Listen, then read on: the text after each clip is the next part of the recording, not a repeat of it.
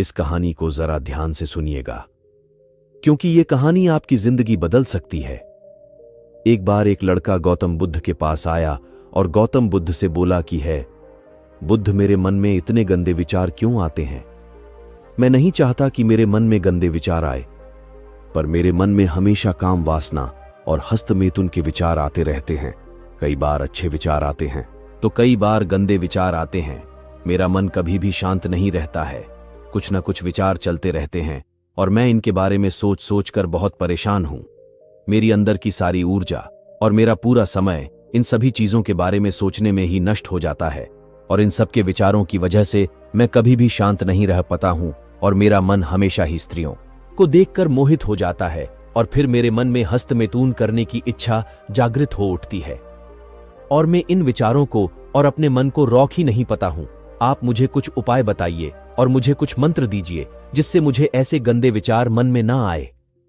बुद्ध मुस्कुराए और उन्होंने उस लड़के से पूछा, अगर आप भी जानना चाहते हो कि गौतम बुद्ध ने उस लड़के को क्या जवाब दिया, तो सबसे पहले आप हमारे चैनल को सब्सक्राइब कर लीजिए और बेल आइकन को ऑल पर सिलेक्ट कर लीजिए। तो चलिए इस वीडियो को शुरू करते हैं बिना किसी देरी से। 7 गौतम बुद्ध मुस्कुराए और उस लड़के से पूछा, क्या तुम ब्रह्मचर्य को जानते हो? उस लड़के ने बोला, ब्रह्मचर्य क्या है? ब्रह्मचर्य का पालन करने के लिए क्या करना चाहिए? क्या विषय विकार के आवेग को कंट्रोल किए बगैर ब्रह्मचर्य का पालन करना संभव है? गौतम बुद्ध ने जवाब दिया, हां, तुम इसका पालन कर सकते हो। फिर उस लड़के ने गौतम बुद्ध से पूछा कि मुझे भी बताइए कि ब्रह्मचर्य का पालन कैसे किया जा सकता है। अगर आपको भी जानना है कि ब्रह्मचर्य का पालन कैसे किया जा सकता है तो इस वीडियो को पूरा आखिरी तक देख लेना। आपको इस वीडियो से बहुत कुछ जानकारी मिलेगी, तो इस वीडियो को छोड़कर मत जाना। वीडियो बहुत ही छोटी होने वाली है, तो इस वीडियो को पूरा देखने की कोशिश करना। यह वीडियो आपकी पूरी जिंदगी बदल देगी। फिर गौतम बुद्ध ने कहा कि मनुष्य का मन बहुत ही चंचल होता है और इसलिए मन में कई तरह के विचार उत्पन्न होते हैं। क्षण भर में ही व्यक्ति का मन कई चीजों को सोचने लगता है। इसलिए तो कहा जाता है कि मन को काबू करना आसान नहीं। लेकिन गौतम बुद्ध मन को नियंत्रित करने के आयामों के बारे में भी बता चुके हैं।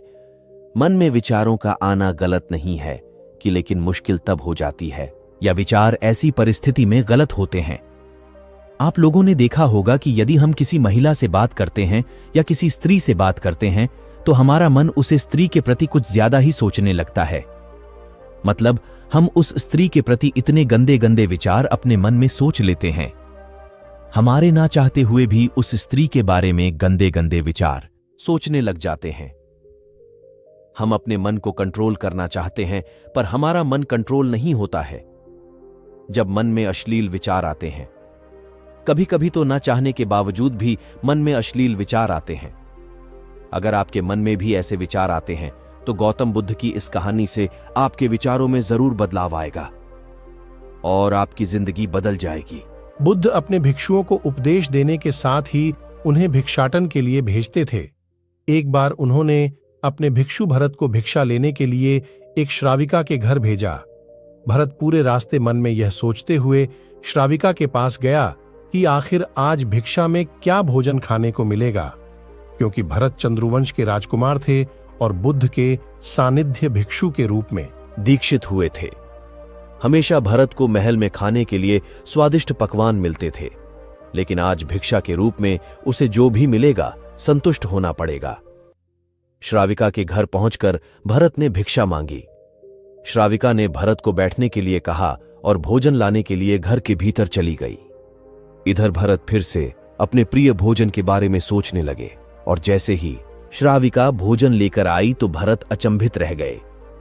भरत ने देखा कि श्राविका ने उनके लिए उनके पसंदीदा पकवान परोसे हैं और अपने प्रिय भोजन को देखकर वह खुश हो गए। भोजन ग्रहण करते हुए भी भरत सोच रहे थे कि महल में तो उन्हें भोजन के बाद विश्राम करने की आदत है, लेकिन आज उन्हें भोजन के बाद वापस तेज धूप में चलकर आश्रम जाना होगा। लेकिन भोजन के बाद श्राविका ने भरत को कुछ समय के लिए विश्राम करने का आग्रह किया। भरत फिर से खुश हुए कि आखिर आज उनके मन की सारी इच्छाएं कैसी पूरी हो रही हैं। इसके बाद भरत कुछ देर विश्राम करने लगे, लेकिन विश्राम करते हुए भी लेटे लेटे वह सोचने लगे कि आज तो मुझे भोजन के बाद विश्राम करने को मिल गया। लेकिन ऐसा रोज रोज नहीं होगा।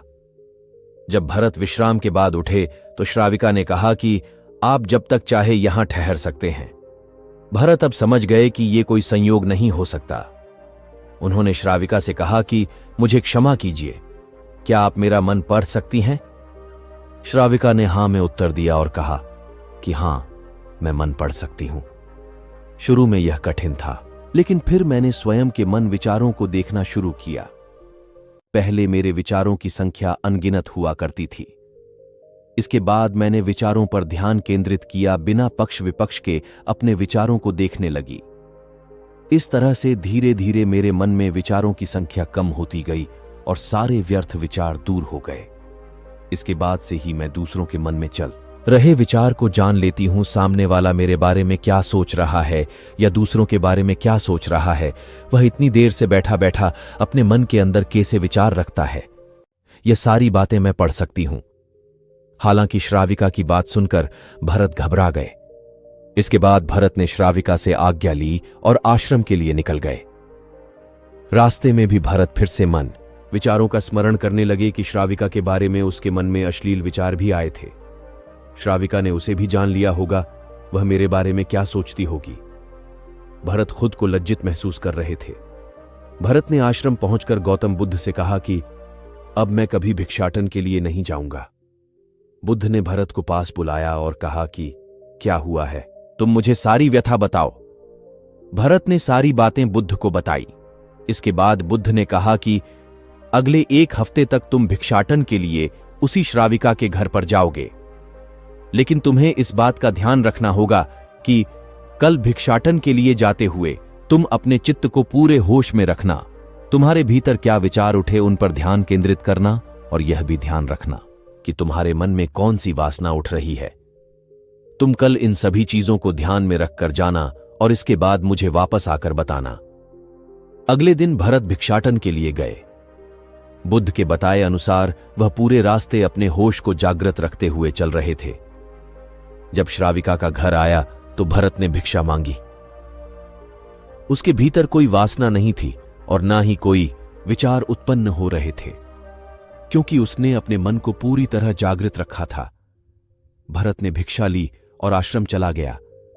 भरत ने बुद्ध को प्रणाम किया और कहा कि आज उसे जिस आनंद की अनुभूति हुई वह पहले कभी नहीं हुई।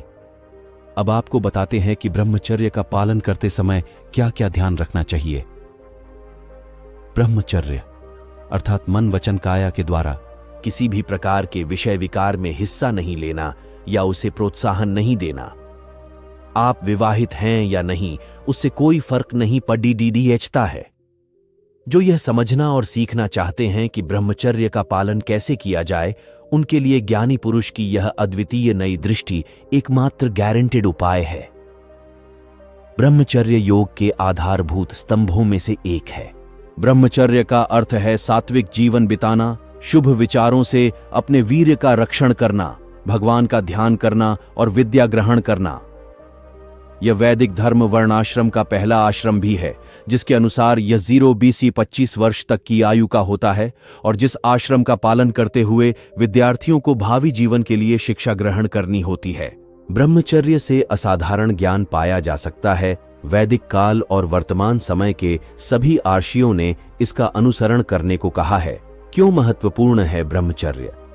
हमारी जिंदगी में जितना जरूरी वायु ग्रहण करना है, उतना ही जरूरी ब्रह्मचर्य है। वेद का उपदेश है, ब्रह्मचर्य व्रत का पालन कर कन्या युवा पति को प्राप्त करे। आज से पहले हजारों वर्ष से हमारे आर्षि मुनि ब्रह्मचर्य का तप करते आए हैं, क्योंकि इसका पालन करने से हम इस संसार के सर्व सुखों की प्राप्ति कर सकते हैं। आई होप दोस्तों, आप लोगों को यह कहानी अच्छी लगी होगी। अगर आप लोगों को यह गाने अच्छी लगी है तो आप अपने दोस्तों के साथ भी इस वीडियो को शेयर कर देना और हमारे चैनल को सब्सक्राइब करना मत भूलना। मिलते हैं अगले वीडियो में, तब तक के लिए धन्यवाद। आपकी स्क्रीन पर जो वीडियो दिख रही है वह भी आप देख सकते हो, शायद आप लोगों को पसंद आ जाए।